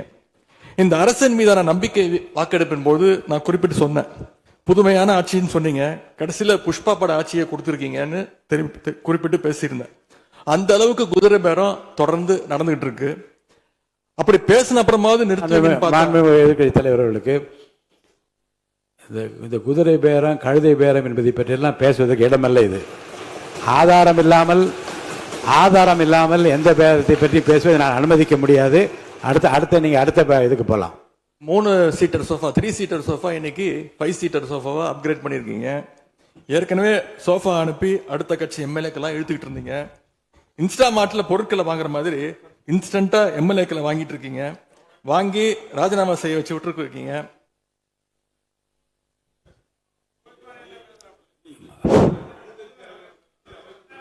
இல்ல நான் என்ன சொல்றேன், எந்த பேரத்தையும் பற்றி இங்க பேச அனுமதி கிடையாதுன்னு தான் நான் சொல்றேன். நீங்க உதாரணம் சொல்லி நீங்க திடீர்னு எடுத்தோடனே குதிரை பேரன்னு சொல்வது, அப்புறம் இன்னொரு பேரம் என்று சொல்லி மாண்புமிகு உறுப்பினர் வந்து சோஃபான்னு சொல்றாரு. நான் என்ன சொல்றேன்னா, எதையும் சொல்லுவதற்கு இந்த அவைக்கு உரிமை உண்டு. ஆனால் சொல்லுவதிலே உண்மை இருக்க வேண்டும். உண்மைக்கு மாறான தகவல்களுக்கு இங்க இடமில்லை. ஏன்னா அர்த்தம் இருக்குல்ல. இப்ப நீங்க ஏதோ ஒரு அர்த்தம் உள்நோக்கத்தோடு சொல்லப்படுற நீங்க சோஃபா இந்த சோஃபா என்று சொல்வதற்கு நீங்க ஒரு உள்ளர்த்தத்தோடு ஒரு வார்த்தையை சொல்லுகின்றீர்கள், நகைத்தும் கொள்ளுகிறீர்கள். அப்ப மக்கள் அதை பற்றி என்ன நினைப்பார்கள்? சற்று விளக்கமாக பாருங்க. ஆதாரம் இல்லாமல் சொல்லப்படுகிற எந்த வார்த்தைக்கும் எந்த குறிப்புக்கும் இங்க இடமில்லை. மாண்புமிகு எதிர்க்கட்சி தலைவர், நீங்க தொடர்ந்து பேசலாம். ஊழல் சக்தின்னு சொல்லிட்டு அதே எம்எல்ஏக்களுக்கு இன்னைக்கு ஒரு மச்சத்தை மட்டும் வச்சுட்டு இன்னைக்கு தூய சக்தியா நீங்க மாத்திட்டீங்க. அதனால எங்களுடைய தலைவர் சமீபத்தில் சொன்னாரு, தீர்ந்து போன சக்திகள்கிட்ட திருடுற அளவுக்கு காஞ்சி போன சக்தியா இன்னைக்கு இந்த ஆட்சியாளர்கள் இருக்கிறாங்க. ஆகவே இந்த குற்றச்சாட்டுகளுக்கு முதலமைச்சர் அவர்கள் தன்னுடைய பதில் உரையில அவர் விளக்கம் அளிப்பார்னு நாங்க நம்புறோம். முக்கியமா இந்த ஆள் பிடிக்கிற வேலையை நிப்பாட்டிட்டு இனியாவது ஆட்சி நிர்வாகத்துல நீங்க கான்சென்ட்ரேட் பண்ணுங்கன்னு உங்களை எல்லாம் கேட்டுக்கிறேன். அன்பு பேரவைத் தலைவர் அவர்களே, உங்களுடைய தேர்தல் முக்கியமான வாக்குறுதிகள், படிச்சு வேலை இல்லாத இளைஞர்கள் அவங்களுக்கெல்லாம் 4500 ரூபாய் மாசம் 4500 ரூபாய் தருவேன்னு சொல்லியிருக்கிறீங்க. அது சீக்கிரம் 6 மாசத்துல கொடுங்க. மகளிருக்கு நீங்க சொன்ன உரிமை தொகை மாதம் 2500 ரூபாய் உரிமை தொகை, வருஷத்துக்கு 6 கேஸ் சிலிண்டர், தாய்மாமன் சீர், இதெல்லாம் 6 மாசத்துல கொடுப்பீங்கன்னு நான் நம்புறோம்.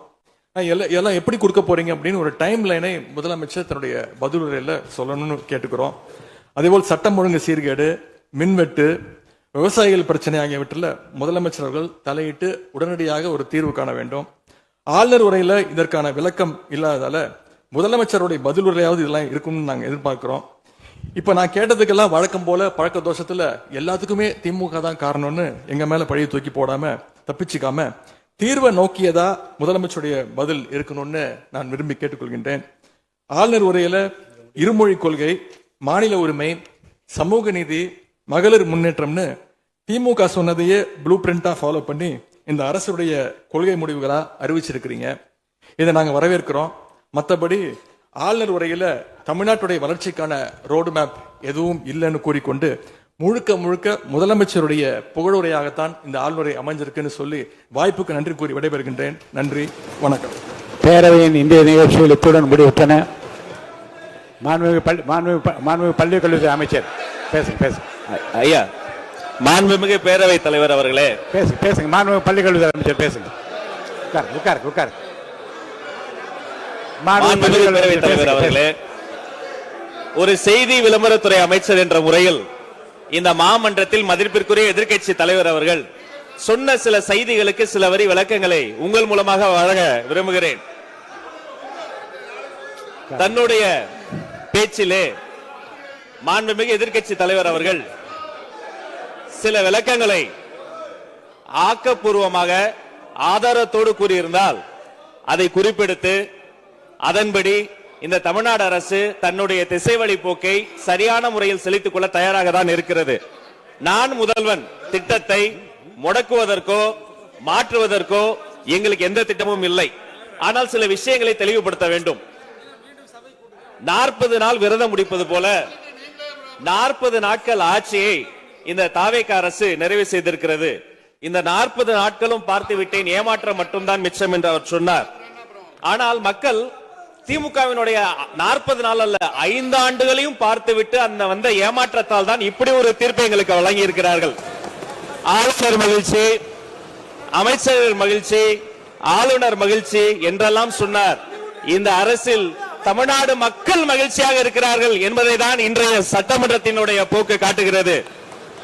நான் முதல்வன் திட்டத்தை பொறுத்தவரை தமிழ்நாடு முழுக்க இருக்கக்கூடியவர்களை நான் முதல்வன் என சொல்ல வைத்துவிட்டு ஒரே ஒரு குடும்பத்தில் மட்டும் முதல்வர்கள் வந்து கொண்டிருக்கின்ற போக்கை மாற்றுவதற்காக தான் இப்படி ஒரு சட்டமன்றம் அமைந்திருக்கிறது.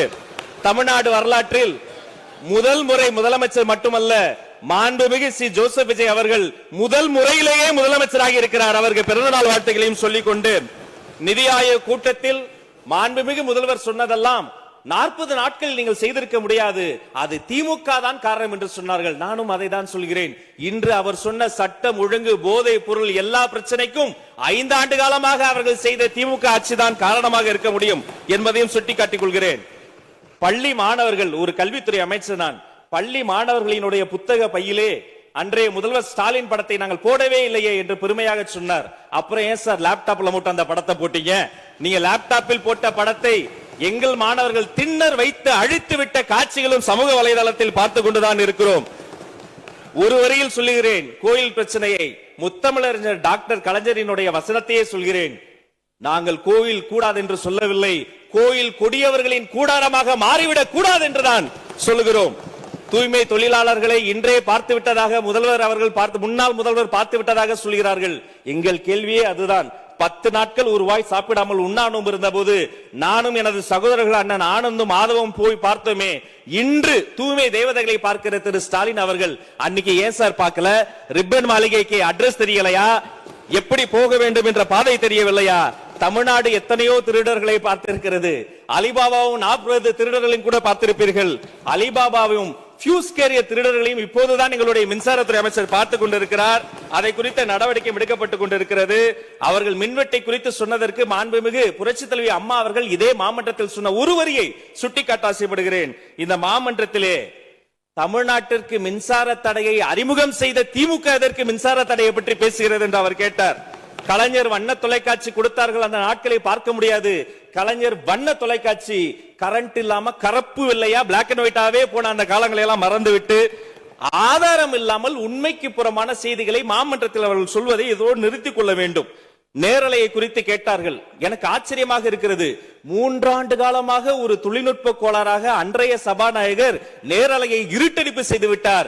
ஆனால் இன்று மாண்புமிகு சபாநாயகர் நேரலையை கொடுத்துக் கொண்டிருக்கிறார். அவருக்கு எங்கள் சார்பாகவும் நன்றியை கூறிக்கொண்டு, விவசாயிகளை குறித்து இந்த மாமன்றத்தில் ஒன்று சொல்கிறேன். தமிழ்நாடு வரலாற்றிலேயே விவசாயிகளினுடைய சங்கத்தின் தலைவர்கள் மீது குண்டாஸ் போட்ட ஒரு சர்க்கார் திமுக சர்க்கார்.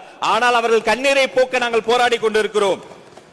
அரசு பள்ளிகளில் எந்த கட்சிக்காரர்களும், அது தாவேகாரர்களாக இருந்தாலும் சரி, பள்ளி மாணவர்களை தொந்தரவு செய்யாதீர்கள் என்று சொன்னதோடு மட்டுமல்ல, பெருமையோடு சொல்கிறேன், எங்கள் கட்சியினுடைய ஒன்றிய செயலாளர் அரசு பள்ளியில் சென்று ரிலீஸ் எடுத்ததற்காக நேற்றைய தினம் கட்சியை விட்டு நீக்கியிருக்கிறார் என்னுடைய பொதுச் செயலாளர். சட்டம் ஒழுங்கு பிரச்சனையை பற்றி பேசுகிறவர்களுக்கு அண்ணா பல்கலைக்கழகம் நினைவுக்கு வரவில்லையா? அண்ணா நகரில் பெத்த பிள்ளைக்கு கொடுமை நடந்ததற்கு கம்ப்ளைண்ட் கொடுக்க வந்த அப்பா அம்மா மீதை அடித்து துன்புறுத்தியது நினைவுக்கு வரவில்லையா? யார் அந்த மேலிடம் என்று கேட்பவர்களுக்கு யார் அந்த சார் என்பது நினைவுக்கு வரவில்லையா என்பதை உங்கள் மூலமாக நான் கேட்டுக்கொள்கிறேன். இடையில் ஆங்கிலத்தில் ஒரு விஷயம் சொன்னார், to remain silent.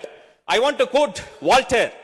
I may not agree with what you are saying, but I am ready to give my life to defend your right to say it. எதிர்க்கட்சிகளினுடைய கருத்துகளையும் அரவணைக்கக்கூடிய மாமனிதர் இந்த மன்றத்தில் முதல்வராக உட்கார்ந்து கொண்டிருக்கிறார். ஆக்கப்பூர்வமான விமர்சனங்களை சொல்வீர்கள் என்று பார்த்தால் திரும்ப அரசியல் விமர்சனங்களை மட்டுமே சொல்லிக் கொண்டிருக்கிறீர்கள். இந்த சோஃபா கதையை இன்னைக்கு விட போகிறார்கள். எங்கள் தலைவர் சினிமாவை விட்டாலும் அவர்கள் அட்லி என்கிறார்கள், புஷ்பா என்கிறார்கள், ஜுராசிக் பார்க் என்பார்கள் போல் இருக்கிறது. நான் ஒன்று சொல்லிக் கொள்கிறேன், அந்த சோஃபா அவர்கள் வாங்கியது, அவர்களினுடைய வசதி கருத்து வாங்கியது. மதிப்பிற்குரிய அண்ணன்களை நீங்கள் சிறுமைப்படுத்தக் கூடாது. ஆனால் ஒன்று உறுதி, எந்த காரணம் கொண்டும் பார்க்க வருகிற கூட்டணி தலைவர்களுக்கு மட்டும் பிளாஸ்டிக் சேர் போட்டதை போல சிறுமைப்படுத்தக்கூடிய கட்சி தமிழக வெற்றி கழகம் இல்லை என்பதையும் நேரத்தில் நான் தெரிவித்துக் கொள்கிறேன். சிங்க பெண்களை குறித்து அன்றே விழிவாக தெளிவாக அழகாக நான் கூறிவிட்டேன். சிங்க பெண்கள் இந்த நாட்டினுடைய தமிழ்நாடு அரசினுடைய பொக்கிஷம். அவர்களை குறித்து மீண்டும் மீண்டும் இப்படி சிறுமைப்படுத்தி பேசியதற்காக மாண்புமிகு பேரவைத் தலைவர்கள் அதை கண்டிக்க வேண்டும். சிங்க பெண்களை குறித்து இனி யாராவது தவறாக பேசினால் அதை அனுமதிக்க கூடாது. இப்படி தவறாக பேசியதற்காக அவர்கள் மன்னிப்பு கேட்க வேண்டும் என்று தமிழக வெற்றி கழகத்தினுடைய அரசு சார்பில் கேட்டுக்கொள்கிறேன்.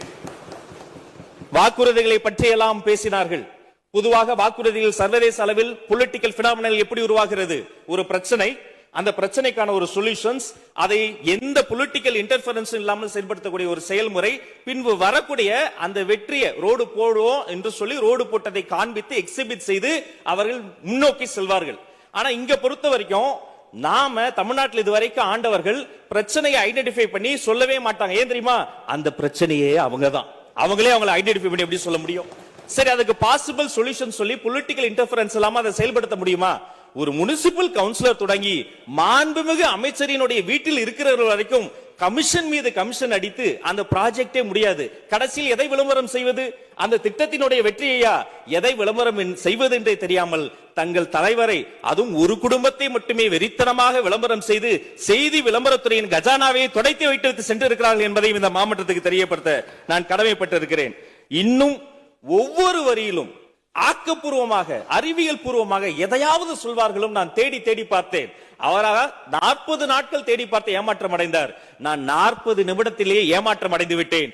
இதை சொல்ல வேண்டும் என்று சொன்னால் ஒரு நகைச்சுவை காட்சியில் சொல்வதை போல அதுல ஒண்ணுமே இல்ல, கீழே போட்டுருங்க. நன்றி சட்டப்பேரவை தலைவர் அவர்களே. எதிர்க்கட்சி தலைவரால் கூறப்பட்ட குற்றச்சாட்டுகளுக்கு மாண்புமிகு பள்ளிக்கல்வித்துறை அமைச்சர் அவர்கள் அவர் ஏற்புடைய வகையில் இங்கே பதிலளித்திருக்கிறார். பேரவையின் இன்றைய நிகழ்ச்சி இத்துடன் முடிவுற்றன. பேரவை மீண்டும் நாளை காலை 9:30